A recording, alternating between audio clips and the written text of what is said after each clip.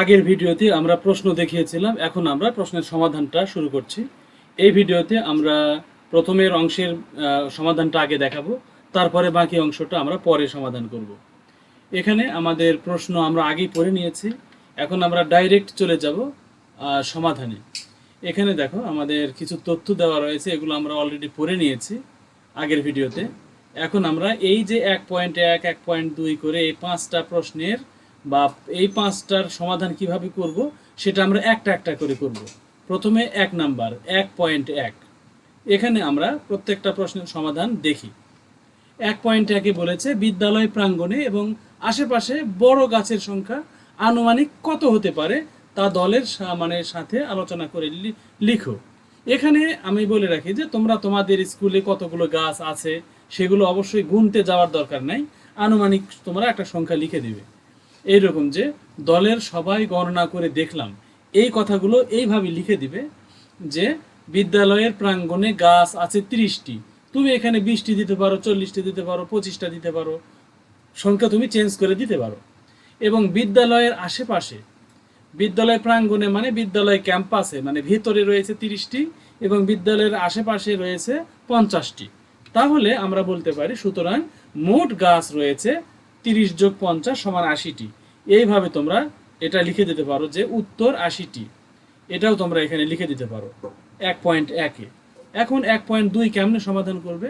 তোমরা এখানে এই লিখবে যে ষষ্ঠ শ্রেণীতে আমরা রয়েছি কাজী নজরুল ইসলাম শাখায়।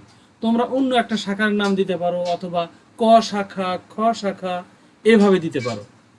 আচ্ছা, এখানে আমাদের শাখায় মোট শিক্ষার্থী রয়েছে 35 জন, তোমরা এখানে সংখ্যা চেঞ্জ করতে পারো।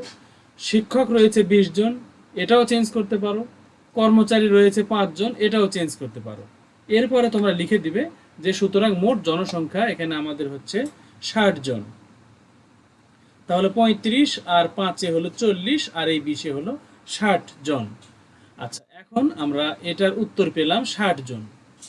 তাহলে এটার নিচে আমরা লিখতে পারি উত্তর 60 জন, এই কথাও আমরা লিখে দিতে পারি।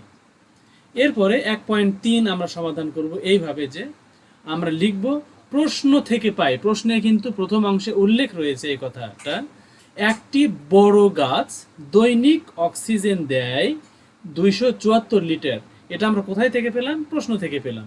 এজন্য হুবহু আমরা এইভাবে লিখে দিব। তারপরে লিখব সুতরাং 80টি বড় গাছ দৈনিক অক্সিজেন দেয় 274 গুণন 80, গুণ করে দেখো 21,920 এত লিটার হবে। সুতরাং এটার উত্তর হলো 21,920 লিটার। এইভাবে আমরা 1.3 সমাধান করব। এখন চলে যাব 1.4। এখানে আমরা এইভাবে লিখব যে 1.2 থেকে পাই, মানে 1.2 থেকে আমরা কি পেয়েছিলাম যে ষষ্ঠ শ্রেণীতে মোট জনসংখ্যা রয়েছে 60 জন। এটা আমরা এইভাবে লিখে দিব। তারপরে লিখব একজনের দৈনিক অক্সিজেন প্রয়োজন 378 লিটার। 378 লিটার, অতএব 60 জনের বেশি প্রয়োজন হবে অক্সিজেন, এই জন্য 60 দিয়ে গুণ।